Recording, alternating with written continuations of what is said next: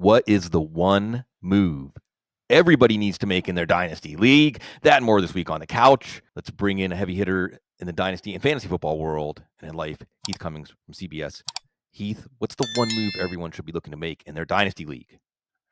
Well, thank you for having me here today. It's always a pleasure to talk to you. And I told you before the show, I've got a bit of a complicated answer to this because I'm going to give you a player-specific take at the end of this.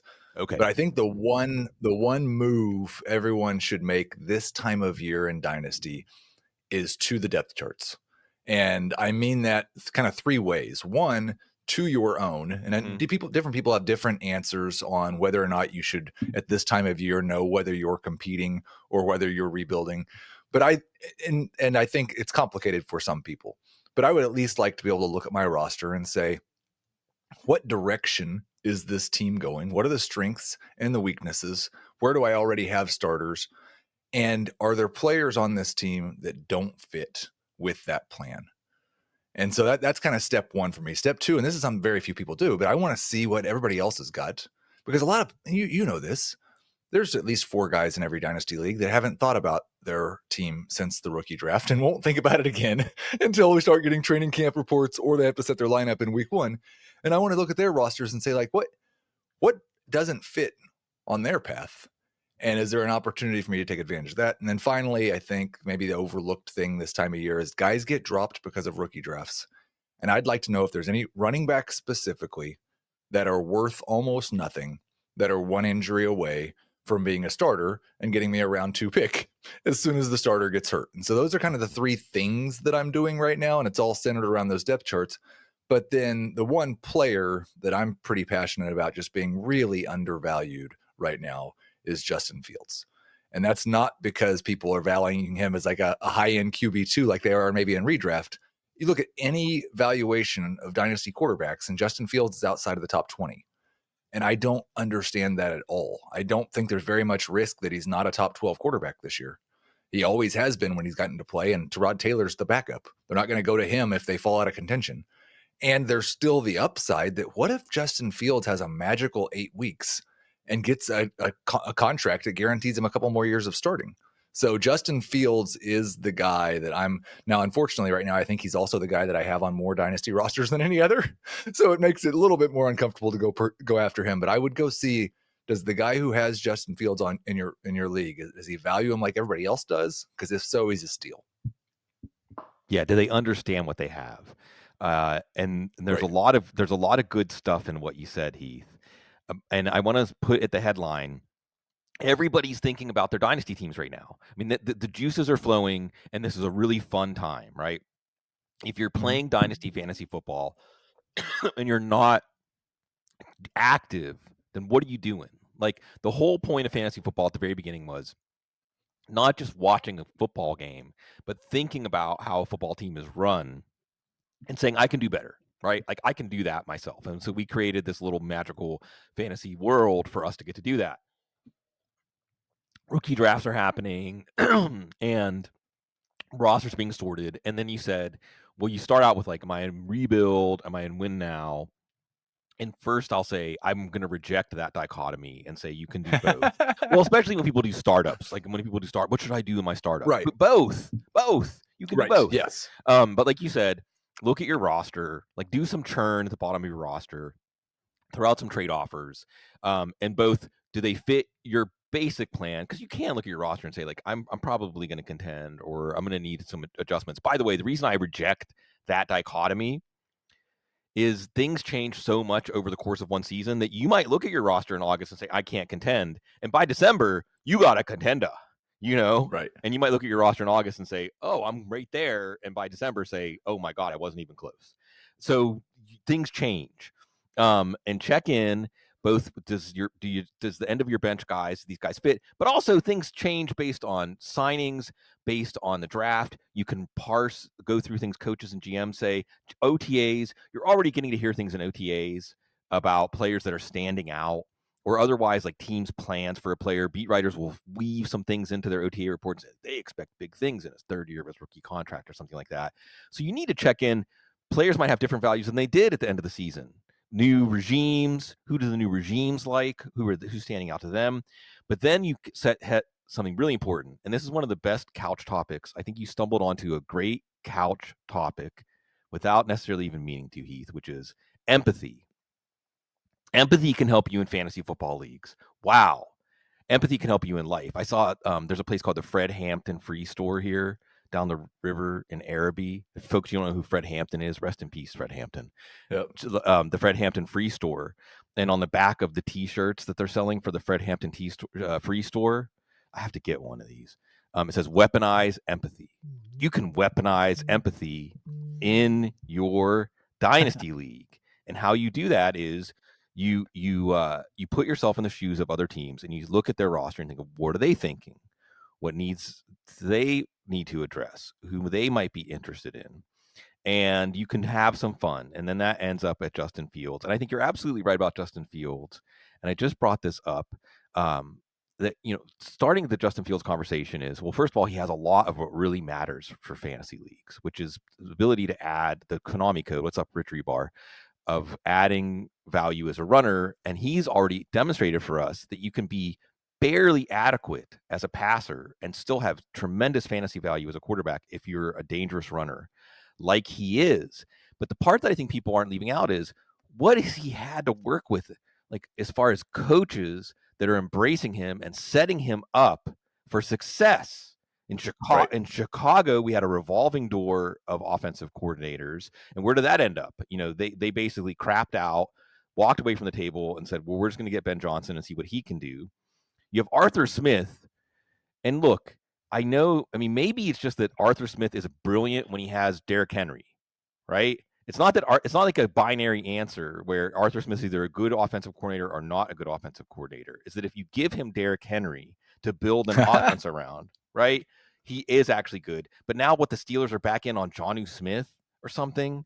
Come on. As a Steelers fan, my heart hurts. It sounds like a very Arthur Smith thing to want. Right? So, Arthur Smith's not going to set Justin Fields up for success. There's Mike Tomlin pulling the rug out from under him, even though he's like getting there when Russell Wilson becomes available. Tanner Engstrand is from the Detroit school, the Ben Johnson school, actually, right? Where I think the idea is you build something around the players you have. So Justin Fields. It's a novel concept. Right? Justin Fields might be okay, and we don't even realize it, because he hasn't had anybody who's just given him a chance to be okay.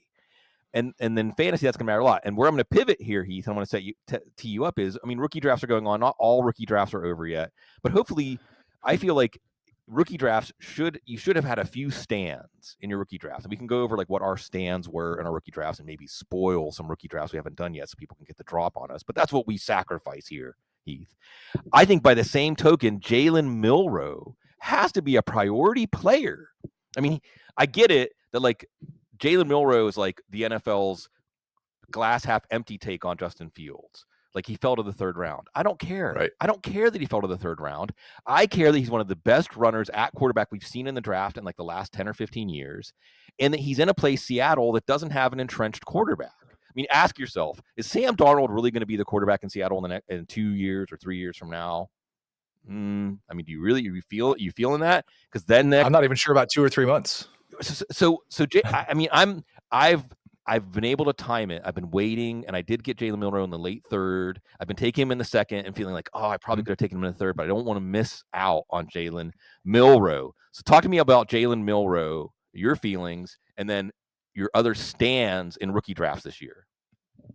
Yeah, in a super flex league, I love Milroe in the middle of round 2. And I think he absolutely has the most upside in this draft class at the quarterback position. In one QB, I think it's great to throw a dart at him in the third round. And maybe he, even relative to other quarterbacks, is more valuable in that one QB format because upside is really all that matters. You can always find floor in a one QB league at that position because there's so many guys that score 16, 17, 18 fantasy points per game in a 4-point or 18 to 20 in a 6-point. So I think I remember back. Do you remember how cheap Jalen Hurts was after he was drafted by the Eagles? Because they already had Carson Wentz, and Jalen Hurts wasn't actually that good. The NFL let him fall in the draft, and you could acquire him for something that probably wasn't going to be anything anyway. you're not sacrificing any potential floor by taking Jalen Milroe 4 or 5 spots higher than what his ADP is in rookie drafts. And so I'm 100% with you on that one. I guess probably the biggest stand that I've taken in full PPR leagues is that Trevion Henderson is my number 2 running back. And I am intoxicated by that idea of him with Josh McDaniels on a team that I still don't think has a number 1 wide receiver and what he could do. And then Ramondre, this is kind of a problem I have with Amarian Hampton versus the situation for Henderson with Ramondre Stevenson. Najee is the type of back who doesn't miss time and doesn't ever put the ball on the ground. And coaches have a tendency to give those guys a lot more rope than we would like for them to. We want you to please play the guy that might run for 40 yards on the next play, and don't give it to the guy who's going to run for 4 on the next 7 plays. Ramondre is not that guy. He's not as exciting as Henderson, but he's also not as good in pass protection. He has had fumbling problems in the past. He's not the reliable contributor that annoyingly stands in the way for too long. So I think there's a little bit more immediate upside for Henderson as well. Maybe you prefer Hampton if you really don't think you're going to be that good this year and you're willing to sacrifice the rookie. I don't want to draft a running back thinking I might sacrifice 1 year because their careers are already so short. And then the other stand I've made, it's wildly unpopular, is I remain low on both RJ Harvey and Bashal Tutin.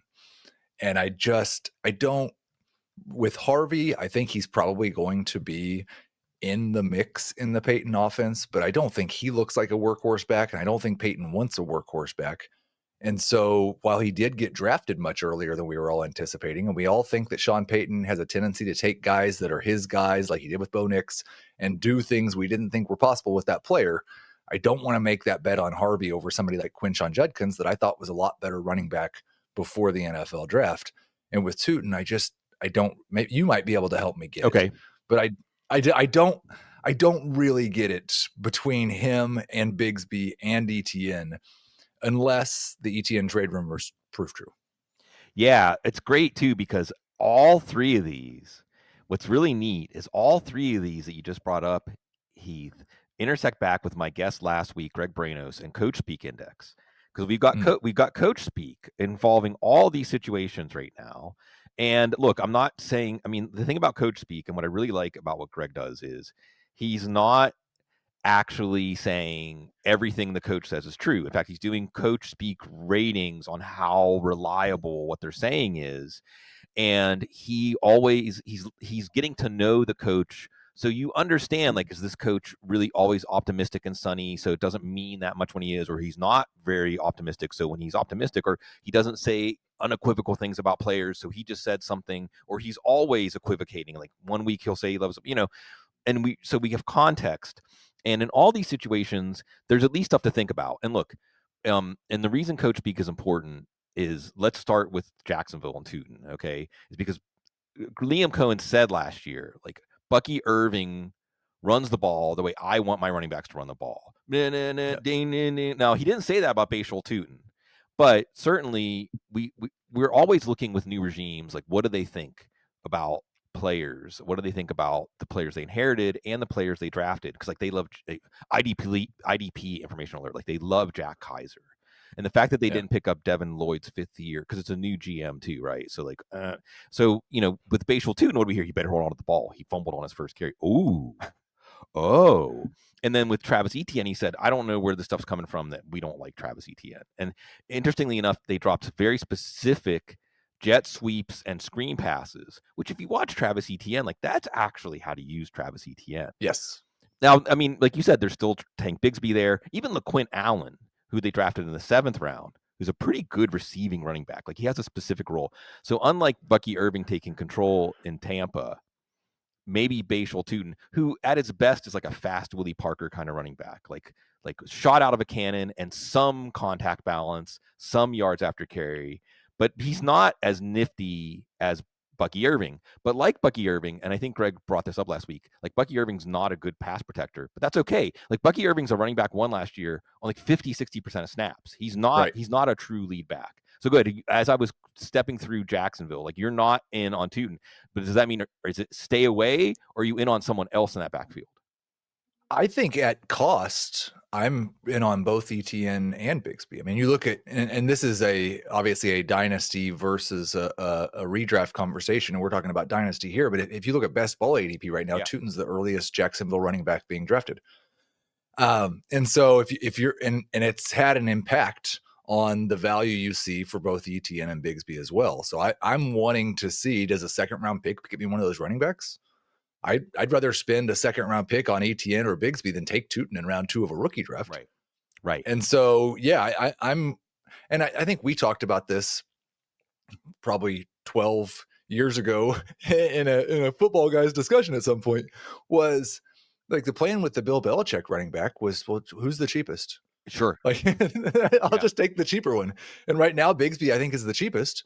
So Bigsby's the one that I would be most interested in. Yeah, and Bigsby's the only one that we've actually seen run on an NFL field and look good, right? I mean, Right. and one of the other things about Bigsby, and this, well, we're going to talk more about second-year players later, but let's just put a pin in this idea with Bigsby. 1 year in, Bigsby looked like he was a failure. I mean, every time in his rookie year they would give him a high leverage touch, he would puke on himself, and Yes. it's like, well, we have to be open to that second year, that second full off season, players getting their bearings and showing us a different player. It doesn't happen that often, but we should at least be open to it. So if we start to see evidence or hear evidence of that's what's happening, and indeed, are they just propping up Bigsby's confidence? They were saying a lot of good things about Bigsby last year, but with a new regime, it's even more important to hear what they have to say about players. And second year players right now, rookies, we're all focused on rookies in dynasty leagues.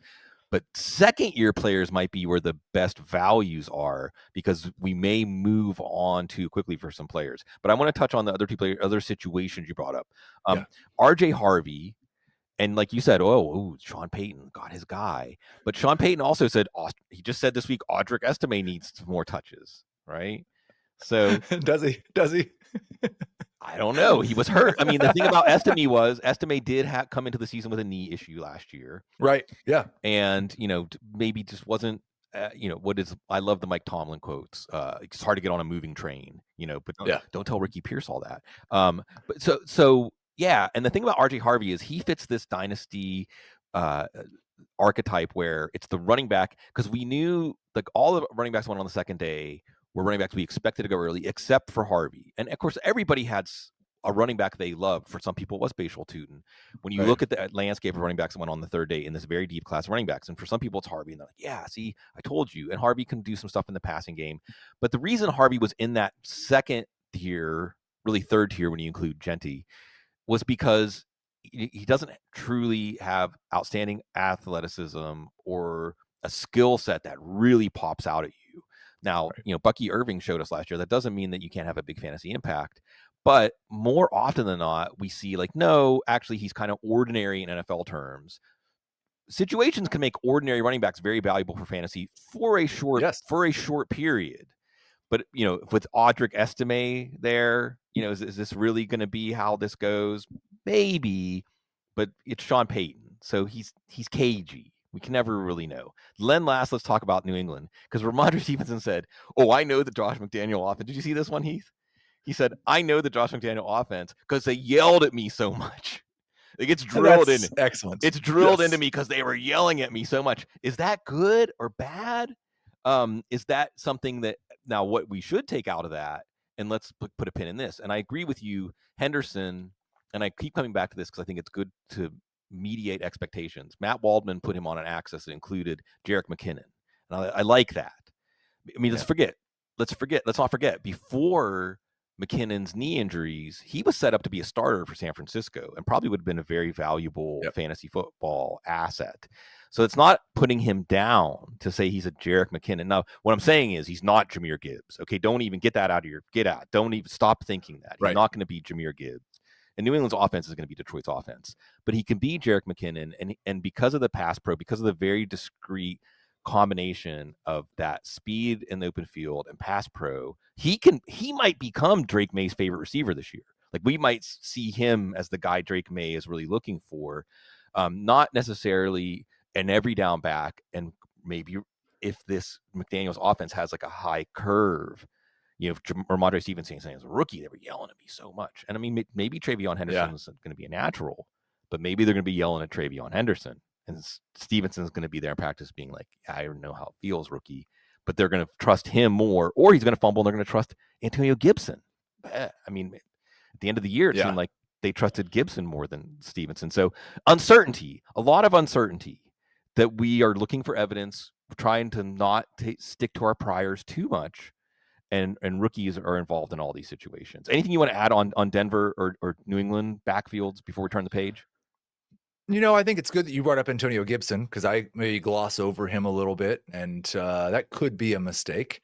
I wonder if we should maybe do the same with Jaleel McLaughlin, though. Like, I don't know that he's going to be completely phased out. It was not be unusual at all. In fact, he did it last year and many years in New Orleans for Sean Payton to use 3 running backs.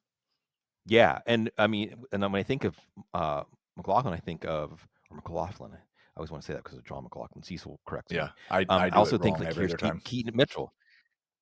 Keaton Mitchell is. I'm trying to make myself say Tetaroa McMillan, by the way, because he doesn't want us to call him Tet. So if you put it out there, players, I'm going to try to do my best to respect you. But Keaton Mitchell is another guy that I'm finding myself saying, hey, let's not forget about him. He looked like McLaughlin plus as far as explosiveness when he was a rookie before he had that really gnarly knee injury. So there's some guys, like you said, let's not overlook keeping an open mind right now about players and where they are in the depth chart. Like you said, check the depth charts and in the minds of the coaches. And in the minds of fantasy football players, second year players we're kind of overreacting. And I was hoping to do almost like a lightning round kind of thing, Heath, where I can just check in with you on these guys. Where you are. Like, I always like to throw out the sort of, you don't have to adhere to this, but it's something like cold, cool, lukewarm, warm, hot. And it, like you say, it's not necessarily based on the player specifically, but it's the player compared to how people are perceiving him. All right. Let's start with Marvin Harrison Jr. because he was a second-round pick last year. It was a disaster. He was like number 1 pick in a lot of rookie drafts. It was disappointing, and he's still a third-round pick in best ball leagues right now. So it doesn't seem like there's a lot of skepticism. Are you more skeptical? I think, and again, it comes down to a redraft versus dynasty. I'm probably a little bit lukewarm on him for redraft purposes. I think as a borderline number 2 wide receiver with a whole lot of upside, that's fine. For dynasty, I'm still relatively warm on him. I thought, like, first off, it's good to put his production in not just the context of how high we drafted him last year, but what all other rookie wide receivers have ever done. And we've had some historic rookie wide receiver seasons, and we're disappointed, rightly, that Marvin Harrison didn't live up to that. But there's also a lot of guys who have had seasons worse than Marvin Harrison last year who have turned into elite number 1 wide receivers. And I didn't feel like the deficiencies in the production last year were so much him making a bunch of mistakes as it was him being asked to do too much of the same thing. I was encouraged to hear Trey McBride talking about how, guess what? We're going to send a few guys in motion this year. Maybe we could send Marvin Harrison Jr. in motion once or twice. Maybe he could line up somewhere else or run more than 5 yards from the boundary line, maybe towards the middle of the field once or twice. So I'm going to be really discouraged about Harrison if we start off the first month of the season and his role is exactly the same. But assuming that his route tree expands a little bit in year 2, I still think most of the things that we thought, I had Harrison as a top 5 dynasty wide receiver going into his rookie year. That looks pretty silly right now, but he's still a top 12 dynasty wide receiver for me now. And I think I'm probably a little bit warm on him, more likely to buy than to sell. Yeah, you laid it out well when you said expectations.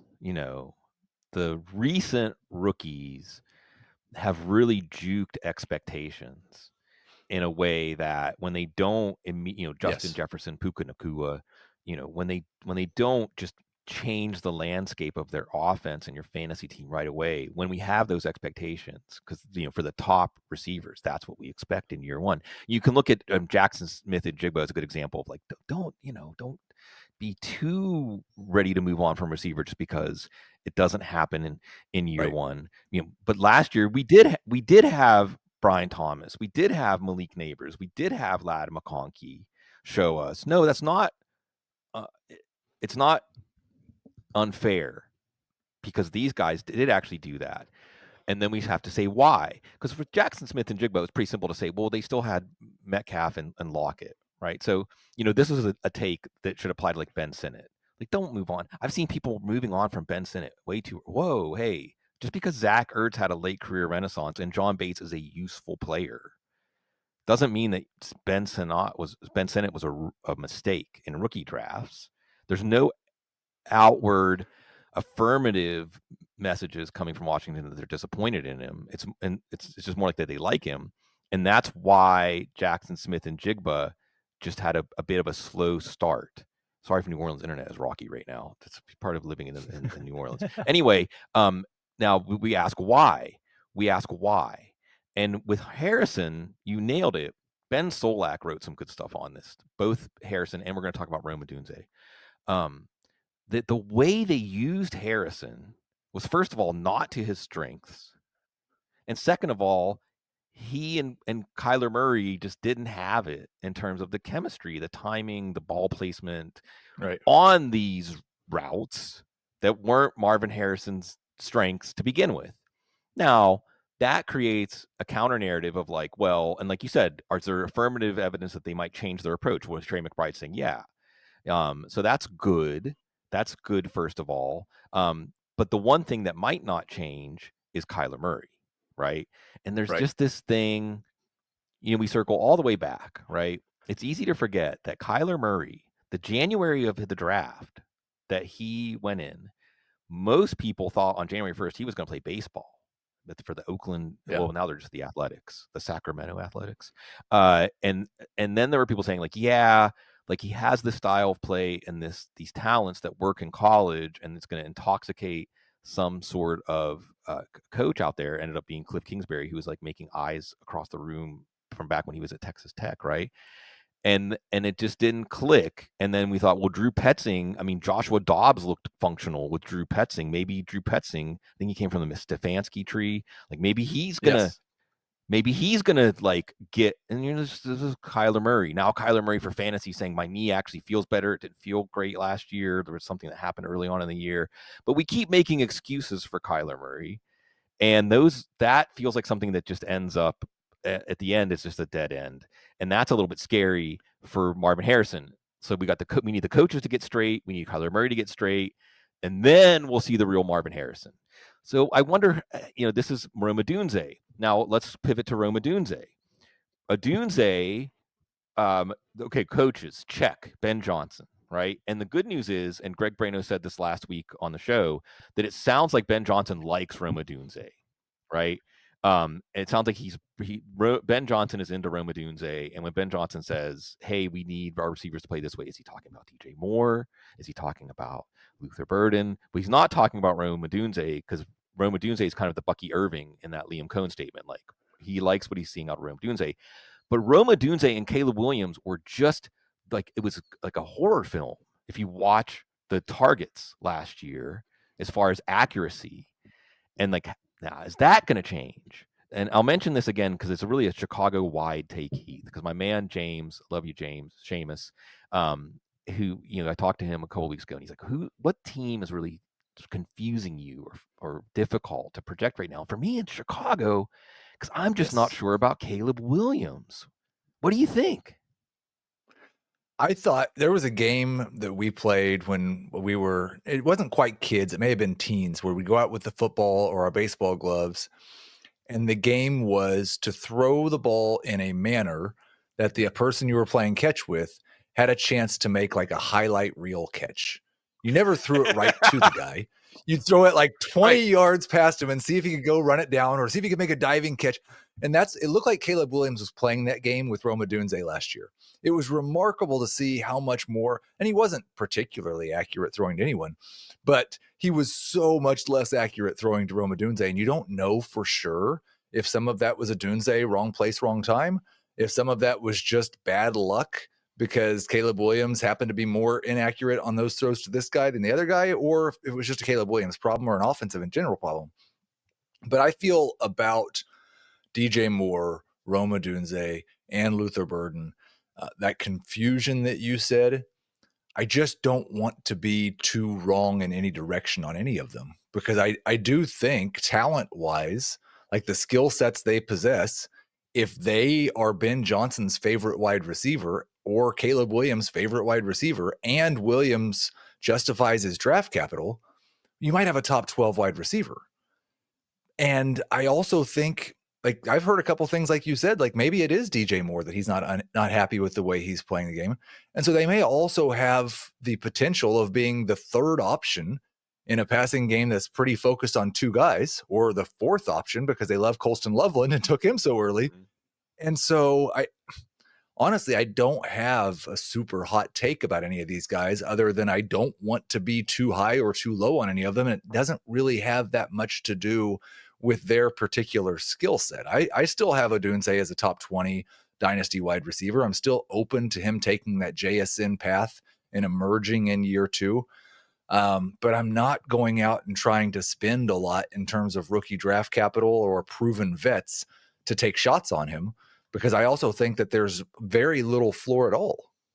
Yes. You laid it out well. And one of the things I really like to do at this time of year with my analysis, Heath, is I look back at last year's ADPs, because ADPs are great because it gives you a read of expectations, okay, or at least mean expectations. And going into last year, DJ Moore was like a third, fourth round pick because he had just had his career year with Justin Fields, Garrett Wilson. So you had him in the third round. You had Keenan Allen like in the fourth, fifth round, because he had just come off of a year where he had made hay with Justin Herbert as a go-to target. And they traded for him. The Bears traded for him. It was still like a regime in hindsight that was kind of incompetent about offensive football. And then you had Rome Odunze in like the sixth or seventh round, around some of those other guys, Brian Thomas, Lad McConkey, like guys you wish you had taken instead of Rome Odunze.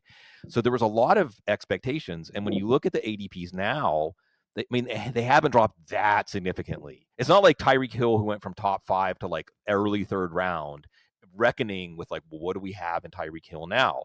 In the Bears offense, even Caleb Williams was like quarterback 10, 11, 12 last year. I think he's like quarterback 10, 11, 12, 13. It's not a big drop off. It isn't like fantasy football players are saying, whoa, whoa, whoa, I need to see it before I believe with the Bears now. They're saying, no, Ben Johnson, I believe in him. But the thing is, we can compare this to other rookies. And full disclosure, everybody cares about my team. Yes. But I like that you did that with your, like, you did the hypothetical and you said, yes, this is actually my team. So I already did this. This isn't a hypothetical. I traded Rome Odunze and a first. And my team's good enough that I'm not going to pick top. I say this. The lightning's going to come down when I say this, Heath. My team's not going to be like in the first 3 picks. I mean, it's not terrible. Right. I traded a first and Rome Odunze for AJ Brown, and like some change, some couch cushion change, because I feel like, okay, well, if we want to say, no, Caleb Williams was held back by his surroundings, but you know who else was held back by his surroundings last year? Drake May. Yeah. And when we watched Drake May play, we still saw what Drake May had to offer. So I'm skeptical about Caleb Williams because I'm like, okay, yeah, I get it. Coaches, this offensive line, you were working against all these things. But why didn't we see glimmers? I mean, there were moments, but it wasn't like Drake May. And even for Rome Odunze, you can look at Malik Neighbors, who was in a terrible offensive situation. You say, well, Odunze was held. That was horrible. He's catching passes from like Drew Lock and balling out. So I'm like, well, why didn't we see that from Odunze in this terrible situation? I still think Odunze is probably a good player, but the question is, like, do I want to wait around for the Bears to finally get this right, get the right quarterback and the right coach? I don't know, but I think we've outlined very well how the Bears are kind of perplexing right now. Yes.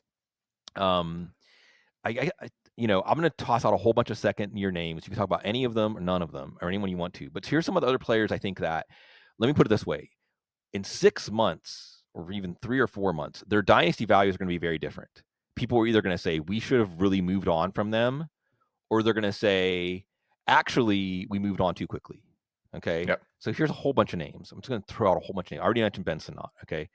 Benson, Keon Coleman, Xavier Legette, Adonai Mitchell, Roman Wilson, Blake Corum, Marshawn Lloyd, Jalen Wright. These guys are all available at a fraction of what they cost in rookie drafts a year ago.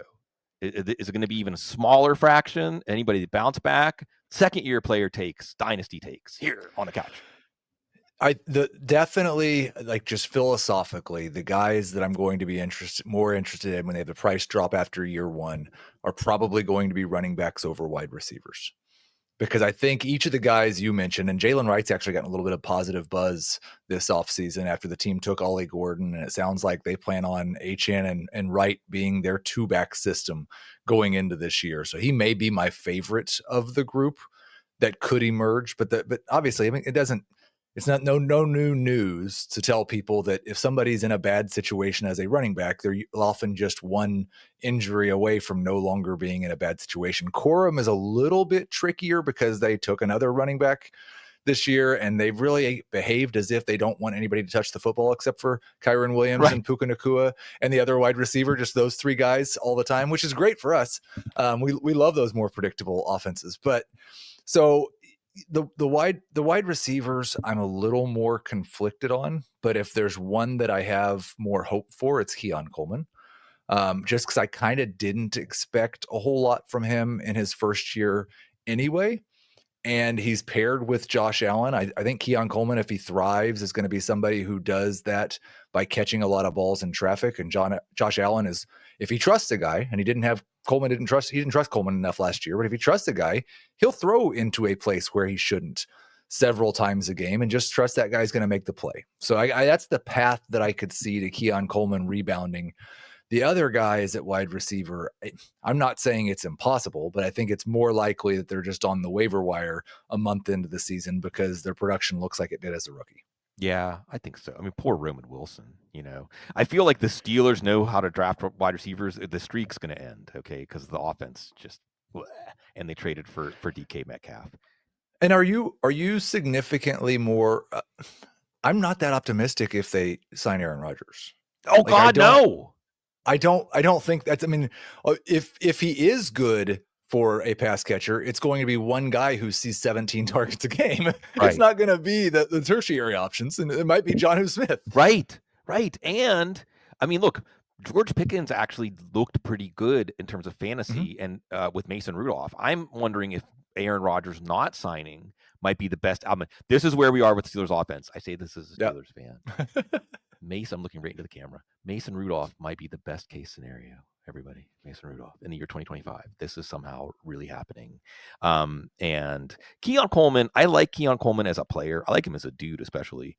But I feel like Buffalo's offense, everybody eats offense. And they told us this, coach speak. There's going to be like, what's going to have more references now, coach speak or Matt Waldman. But they said everyone's going to eat. Everybody they talked to in the Drew Brady offense last offseason, Heath, was like, they were all happy. They were all like, I'm happy with my role. I'm happy. And the thing that's complicated about that whole everybody eats thing, though, is that works a lot better if you go to some family style restaurant where they've got 17 different things on the table. If you're throwing 500 passes over a season and you spread it around like that, then for the pass catchers, really nobody eats. Yeah. Or they all don't eat very much. Right. Even Khalil Shakir, right? Like even Khalil Shakir, who is the one, Khalil Shakir is probably the most refined receiver they have. And he's the one Josh Allen trusts the most. And he's still not going to tilt your week for you. He's not going to tilt your week for you like George Pickens or Jameson Williams or someone like that. He's just going to hold the line for you at like 5 for 60. And with Elijah Moore added, and with hopefully, knock on wood, I think Dalton Kincaid is one of those guys. Like, it's not going to happen. But it is. I think Joshua Palmer is an element they're going to use. I mean, they went out and got him. He can win on the boundary the same way that Gabe Davis did. Like win against man coverage against solid NFL cornerbacks. That's what he did in the SEC against future NFL cornerbacks. So and James Cook can still catch the ball out of the backfield. Ray Davis can. Ty Johnson can. They're going to continue to use running backs as a receiver liberally. So I just think that it's what's good for Buffalo is not going to be good for fantasy. But we'll see about Keon Coleman. There's a couple of players like, again, I mean, come on, this is great because Heath, even though you're so placid, I know that inside of you're going to be decisive because as a dynasty player, you do have to kind of have a reaction, right? And again, Yeah, there's some players right now that here's what I don't want to hear. Well, we'll see, or I don't know, because the window's closing, or and that's either the window to sell them or the window to buy them, depending on how you're looking at it, Heath. But I think right. there's a couple of players that like you can look at the buy or sell, and one of the camps is going to look brilliant about a month into the season, and one of the camps is going to look like really wrong. And these are the most fun kind of bets to make in dynasty fantasy football. And it's like, hopefully, like why you play, like take a stand. There's so many opportunities now with everybody back in the game to put your beliefs into action. So put your Yeah. beliefs into action, and your beliefs should be pretty defined about these two running backs. Okay, number one, the obvious one. Let's Christian McCaffrey. Okay, go ahead. I don't need to set it up. Go for it. I am buying Christian McCaffrey. I think if obviously if you're a team that could win it all this year, I think we have reasons to have health concerns about at least half the starting running backs that you would want to use in fantasy football. And McCaffrey's the only one of them that if he's right, he's going to be the best player in fantasy football. And so I am going to take the risk on that type of guy. I don't want to take a risk on a running back that I think might miss half the season or might be washed if the upside is he might finish RB13. But with McCaffrey, we all know the upside is he might be the best player in fantasy football again, especially with the current state of their receiving room. And I don't really trust much that I hear out of San Francisco when it comes to Kyle Shanahan in particular. But everything we are hearing is that they mostly figured out to the extent that they can. I don't think Christian McCaffrey is ever going to feel like he did when he was 23 again. But to the extent that they can, they've figured out the injury situation. And he may be a slightly highly elevated injury risk this year, but that risk is worth the potential of having the best running back in fantasy football. Yeah, I mean, this is me equivocating after I said the one thing I don't want to do is equivocate. It's like, well, what is it going to cost?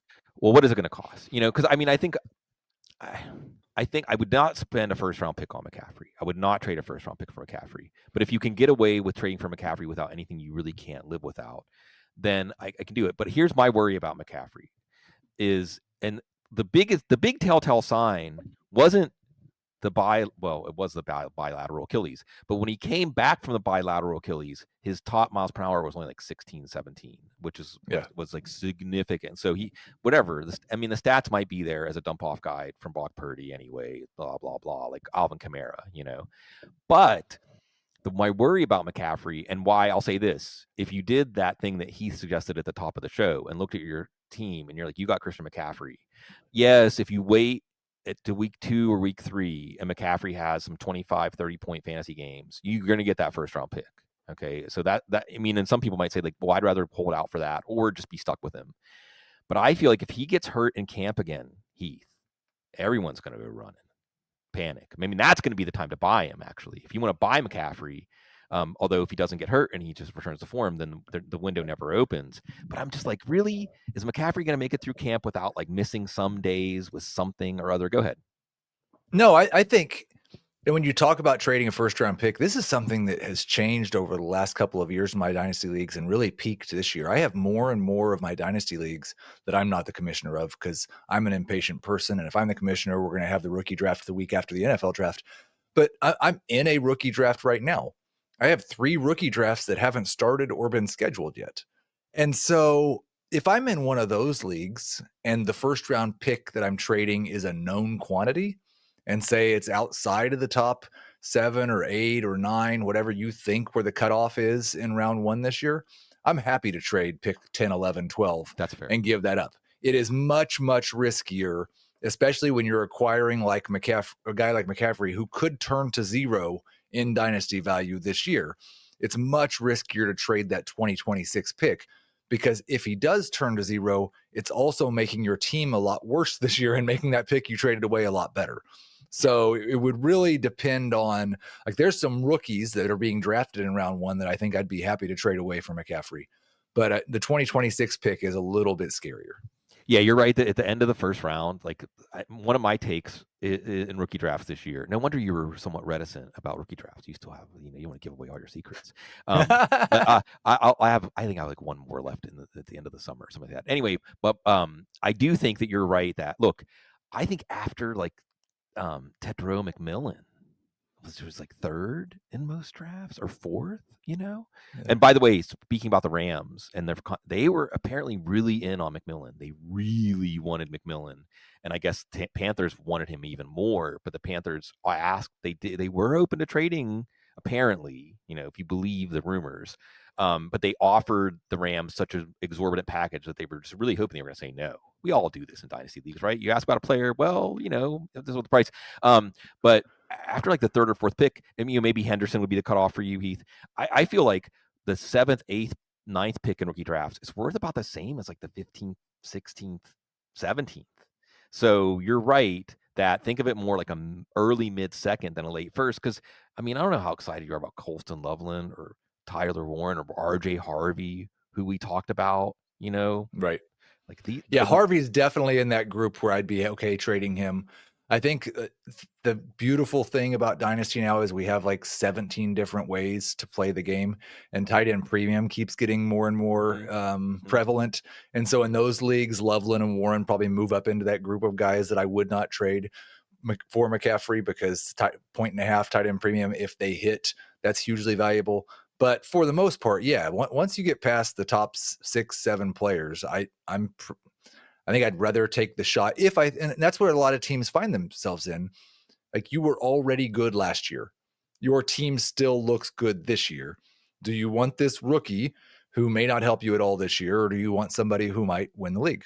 Yeah, and have fun. I mean, do whatever releases your endorphins. I talked to my good friend Uriah Zane Hunt, the king of Detroit style pizza.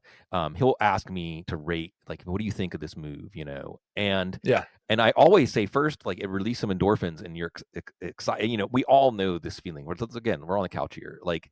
It's doing something where you set some beliefs in motion. You do something because, like, I would say, as you go into your rookie drafts, Heath, I feel like hopefully everybody has studied to the point where you're not the Cincinnati Bengals. And what I mean by that is you Right. can look back at the end of the draft, and the Bengals never trade. They never trade up or Right. trade down. They never. This is why you don't. What happens when you don't have like when you do the bare bones budget? You don't have actual scouts and a front office staff. So you're just like, we'll just use our picks, and we'll look at a Dane Brugler's draft guide to make our picks, which actually isn't a bad strategy. But you should have a stand on the value of your picks compared to the perception of the value of the picks. So you want to trade up or trade down, or player takes where you're like, I want to, like we talked about Jalen Milroe, so that you make some moves. And the last thing I'll talk about, my advice to you, Heath, I think some people were listening, but there's really good value later. Brashard Smith, Kyle Yeah. Monaghan, Ja'Cory, Krosky Merritt. These guys are 7th round picks, but they could be starters. They could be starters pretty quickly in the backfields that they're in. But I don't know if anybody else can hear that. Last take, real quick before we go off the rails. Breece Hall. Oh, and you told me that I could not waiver. So I'm going to say that I am also in on Breece Hall. I think, again, not much of a receiving core. He's clearly the best pass catching running back on this team. Braylon Allen, I don't know what it is. He looks like he should be a really good running back. And I think sometimes he kind of moves like he should be a really good running back. But as I watched him play last year, I didn't feel like he was a threat to Breece Hall in any real way. And so I know they're talking about using 3 running backs. I'm still relatively confident that if this is a functional offense, Breece Hall is going to be a top 12 running back. And so I still value Hall in that range in Dynasty. I'm still looking to see if I can buy somebody buying this bad news. Yeah, well, and certainly, I mean, again, with the bad news, either camp's going to open and Breece Hall is going to show that he's decisively the best back, and Aaron Glenn's going to change his tune a little bit and say, like, well, yeah, Breece Hall's the best running back we have, and he's going to lead the backfield, and the value will bounce back because he was a top 5 pick in redraft this time last year. I mean, people were debating him or McCaffrey in redraft last year, so he may not get quite that high, but it'll rebound, or it'll be a 3 backfield. or at the very least a two-back backfield. Like you said, Braylon Allen is generating buzz again. It's the physical traits. Like there's the physical traits, but then there's the processor. And if Right. Matt Waldman does a great job breaking this stuff down. And he said on my show last year, like, yeah, Braylon Allen, you can take a string together his highlights where you see those traits rise to the surface and say, oh, look at that. But you don't actually see that as sustained in a game. It, Go ahead. funny, just a funny memory that you brought up for me for Waldman, and he may correct me on this someday, but I think one of the earliest times I heard him talking about that was with Noah Fant. And Yeah. I was Yeah. absolutely in love with Noah Fant. And I tell people this on my show all the time. Like until I've read his prospect guide, I have really loosely held prospect opinions. But when it came to Noah Fant, I was pretty certain he was dead wrong. Like, have you seen Noah Fant? He's so good. Yeah. And Noah Fant never actually produced what he should have in the NFL. Yeah, and the metaphor I think of, Heath, is there's the traits, which is like the race car, and then there's the processor, which is like the driver. And there's two separate things, and you have the best race car in the world. If you can't drive it, you ain't winning no races. And we talked about offensive coordinators. I think it's board games. I did my board game quote on my Bloomisms, but you can watch someone play a board game and say, well, if I had, or watch them play poker with their hand and say, well, if I had that hand or I had those pieces in those positions, chess, I could win. And then you watch them lose. That's the offensive coordinator. So these things affect fantasy value, and we're here to cover that. But I'm already into off the rails, and I'd love for the whole show to be off the rails with you, my good friend Heath Cummings. I guess, man, there's so many different things. I would just want to start like summertime. What does summer mean to you? What's going to be an important thing you do this summer? Right now, early in the summer, it's figuring out where my soon-to-be sophomore in high school is going to play high school basketball next year. He's a very, very talented, very tall kid, and just trying to find a place where he'll be happy, and I don't have to think about this again in 12 months.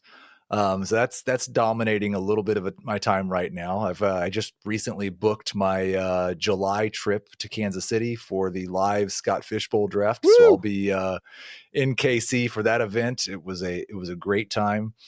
And I honestly, I know I started the show by talking about this, but I think everybody has an app or 7 on their phone that they wish took less of their time and energy. And I've got a few of those. And what I find myself doing is I'll trying to just do something else.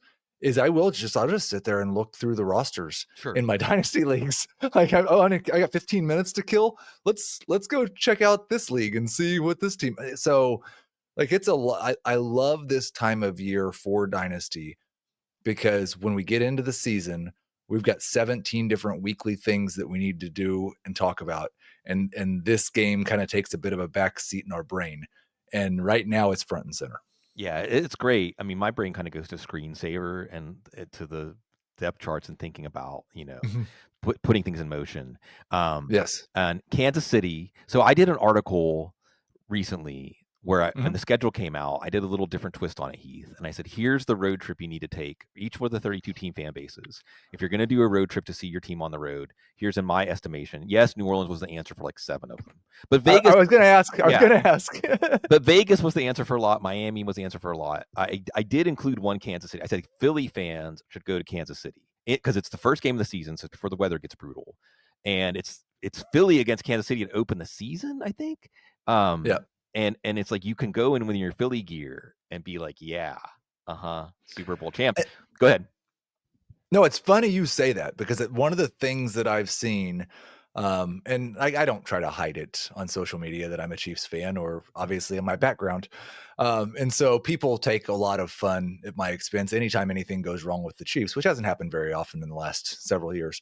But one of the sentiments that I've seen expressed kind of from both sides is there's this real dissatisfaction from Eagles fans that Chiefs fans were not as crushed by the Super Bowl loss as they wanted them to be. Because when it happened to the Eagles, it apparently hurt really bad. And I experienced that.